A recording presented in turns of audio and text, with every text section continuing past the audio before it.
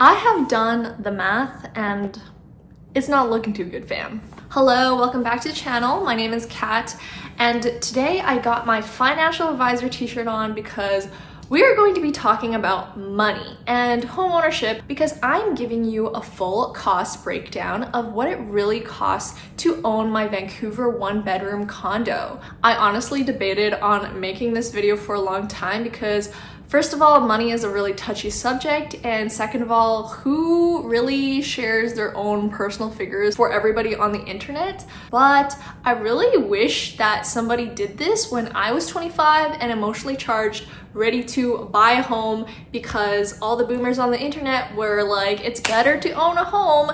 I have done the math, and I'm going to be telling you exactly how much I bought, how much I sold for, how much money I lost, and all the monthly expenses I incurred throughout this 3-year period. First off, I need to preface that even though I have my t-shirt on, I am not an industry expert and I'm not liable for your purchasing decisions. Just wanted to get that out of the way first. All right, we can start. By the way, all the figures are going to be in Canadian dollars. So I bought this place back in 2022 at $643,000. At the time, there was a bidding war for this place. I was against one other person, so we definitely bid above asking. I did pay a little over budget, but once you get into a bidding war, it's like super emotional after that point, okay? I put in a 10% down payment. Actually, it's best to put a 15 or 20% down payment if you can.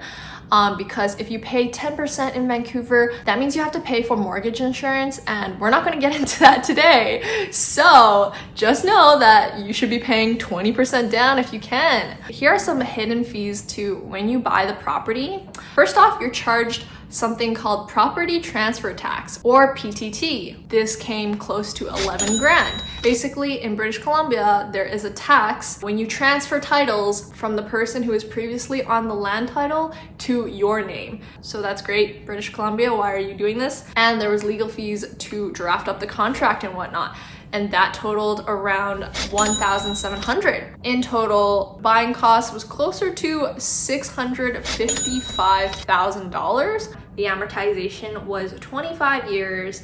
I bought it at a variable interest rate of prime -1, which means that for most of 2023 and 2024, I was paying around 6% interest. My monthly interest plus principal payments came close to $3,200 per month. But wait, it doesn't stop there. You also have to pay condo fees, or like the Americans like to call it, HOAs or HOAs. I don't know how you say it. You basically pay a certain amount of money each month so that they can keep, the roads salted, the lawn clean, the water fixtures impeccable. This amount only goes up when the building gets older. So for my 600 square foot little unit, I paid $320 per month. Think about it, $300 per month for condo fees until forever is kind of a lot. At that amount, I would shovel my own driveway, if you know what I'm saying. Home insurance was about $55 a month, and property tax was about $200 a month. In total, my monthly payment came to around $3,800 per month. Isn't that just delightful?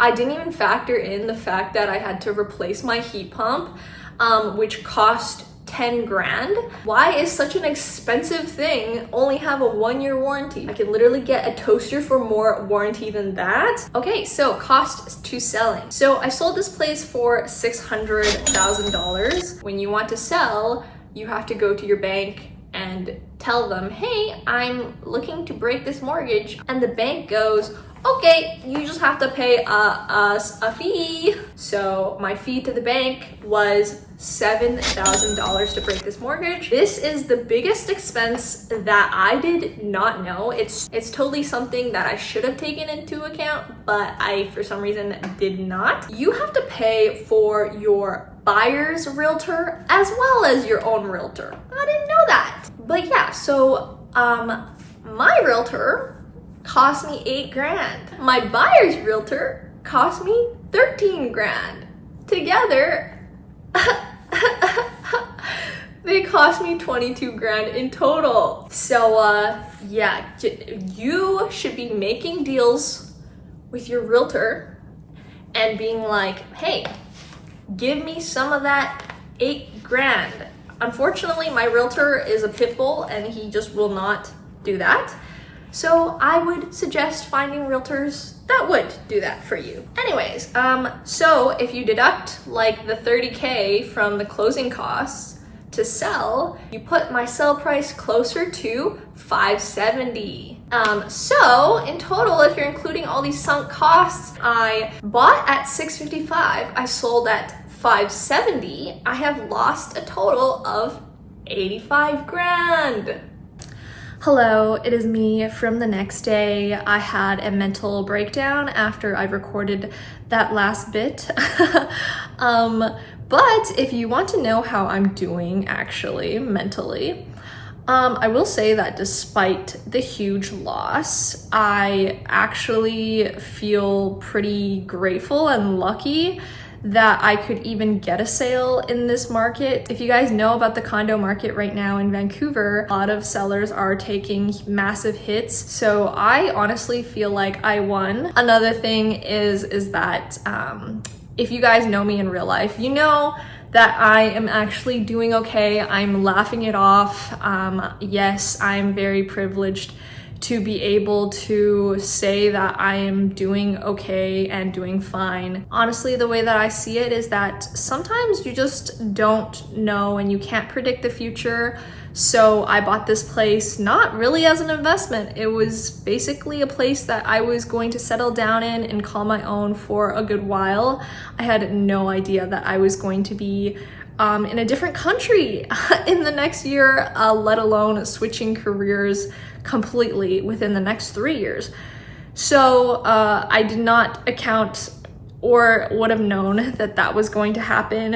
And sometimes life happens like that, and I could either, you know, cry about my loss and feel like sad about it, or I could take it as a learning opportunity and move forward, because even though it was an expensive lesson to be learned, I still learned what it was like to go through the motions of purchasing a home and being a landlord, renting out, and all that kind of stuff. I'm really not beating myself up over it. Yeah, I'm very glad to be alive and kicking, and all I can do is honestly just make use of it by sharing content like this with you, and I hope that you did find this valuable, or if you are a young person and looking to purchase a home, that you could find some of this information relatable. I want to say a huge thank you for clicking on this video.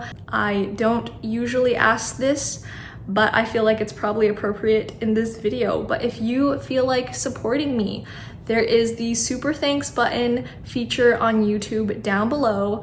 And if you would like to donate any amount, that would be super cool. I promise I will not be investing it back into a property.